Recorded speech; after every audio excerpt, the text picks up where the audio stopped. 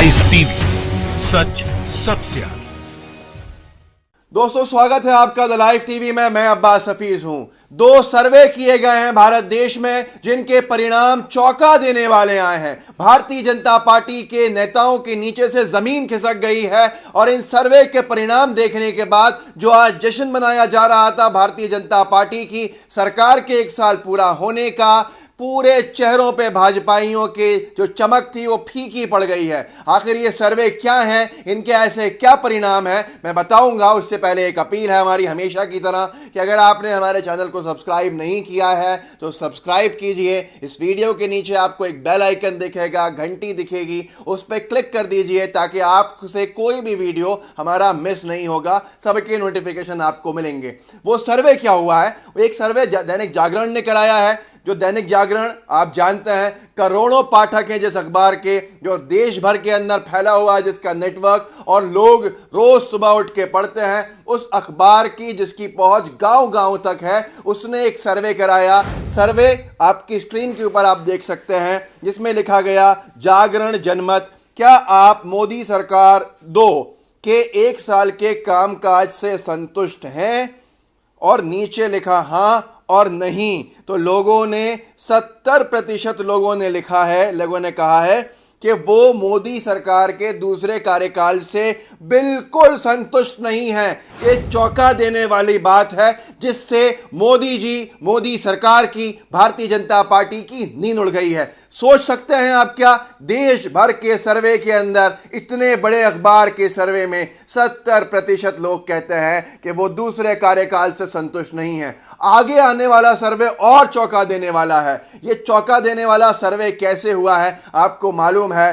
ट्रेनों के अंदर मारामारी हो रही है, सड़कों के ऊपर मजदूर तड़प रहा है, ट्रेनों में मजदूर दम तोड़ रहा है, पूरी अर्थव्यवस्था चौपट है और मोदी सरकार को मजदूरों की फिक्र नहीं है, गरीबों की फिक्र नहीं है।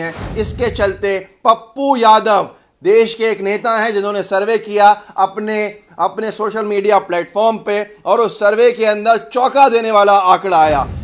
पप्पू यादव जी ने लिखा, आप देखिए स्क्रीन पे, क्या श्रमिक ट्रेन का समय पर परिचालन सुनिश्चित करने के लिए?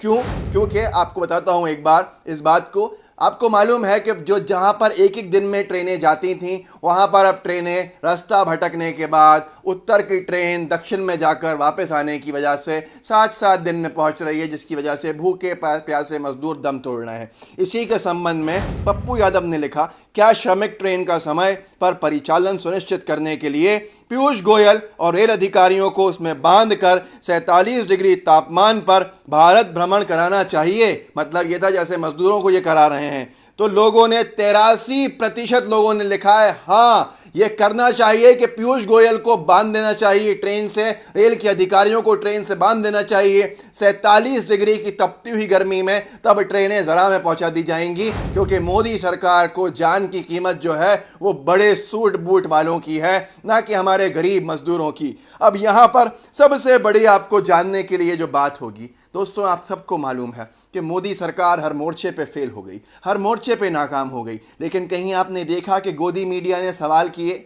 कहीं आपने देखा कि इन तमाम बातों पे, इन जितने पोल हुए हैं इनके ऊपर कोई चर्चा हुई? मोदी सरकार से कोई सवाल किए? मजदूरों को लेके गोदी मीडिया ने सवाल पूछा या नहीं पूछा? आप खुद जानते हैं मजदूरों की हालत क्या हो गई है, मालूम है आपको? एक सुसाइड किया एक मजदूर ने, गरीब आदमी ने, जिसके घर में खाना नहीं था, उसने एक सुसाइड नोट लिखा है। वो सुसाइड नोट पढ़ लेना, और जितने अनभक्तों को जानते हो वो सुसाइड नोट आप उन तक भेज देना। उस गरीब मजदूर का सुसाइड नोट जो है ना, वो अंदर तक दहला देगा आपके दिल को। सुनिए क्या लिखा है उस व्यक्ति ने। ये लखीमपुर खीरी का वाक़या है। वहाँ पर वो लिखते हैं, मैं ये सुसाइड गरीबी और बेरोज़गारी की वजह से कर रहा हूँ। गेहूँ चावल सरकारी कोटे से मिलता है, पर चीनी पत्ती, दूध, दाल, सब्ज़ी, मिर्च, मसाले परचून वाला अब उधार नहीं देता है। लॉकडाउन बराबर बढ़ता जा रहा है, नौकरी कहीं नहीं मिल रही है। इसको लिखने के बाद उसने आत्महत्या कर ली। एक घर का चिराग बुझा है। ये सिर्फ एक नहीं है, न जाने कितनों ने आत्महत्या कर ली। जो आत्महत्या नहीं करी तो ट्रेनें उनके ऊपर से निकल गईं। जिन्होंने उससे बचे ट्रेन में बैठ गए तो भूखे प्यासे ख़त्म हो गए। सरकार ने उनकी सुध नहीं ली। 80 लोगों को खुद माना है रेलवे विभाग ने कि वो अपनी जान गंवा बैठे। कई मजदूर अपने घरों के लिए निकले लेकिन अपने घर तक नहीं पहुंच पाए। ये हालत है आज, मजदूरों को मजबूर कर दिया। इसीलिए वो मोदी सरकार जो सोशल मीडिया के माध्यम से आई थी सत्ता के अंदर, आज सोशल मीडिया पे उसको लोग भगा रहे हैं। 80% लोग कह रहे हैं कि वो संतुष्ट नहीं हैं, इनको हटाना चाहिए। यकीन मानिए बिहार चुनाव से शुरुआत होगी और अब यही हाल हो गया है। इसीलिए ये परेशान हैं मोदी सरकार के मंत्री, सांसद, भाजपा के नेता, क्योंकि अब दौड़ा दौड़ा के इनको जनता भगाने वाली है अपने क्षेत्रों से। इनसे बात तक जनता नहीं करना चाहती। मजदूरों ने साफ कहा है कि हम अब भाजपा की सरकार नहीं बनाएंगे। आप अपने आप से पूछो, मजदूर तो मजबूर होकर बता रहे हैं ये सारी चीजें। आपको क्या नौकरी मिली?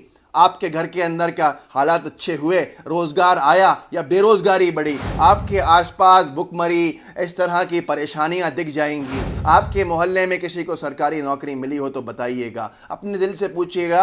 अनभक्तों से हमारा वीडियो शेयर कीजिएगा ज़रूर और जवाब मांगिएगा उनसे। ये वो मोदी सरकार है जो सोशल मीडिया के दम पे आई थी, अब सोशल मीडिया पे ही दम तोड़ती नज़र आ रही है। आपको लगता है ये वीडियो अच्छा है तो शेयर कीजिएगा। हमारे साथ जुड़े रहिए, आपके जुड़ने से ताकत हमारी बनती है। हम निरंतर मोदी सरकार से वो सवाल पूछते हैं जिसमें गोदी मीडिया थरथराती है। जय हिंद, जय भारत। लाइव टीवी, सच सबसे आगे।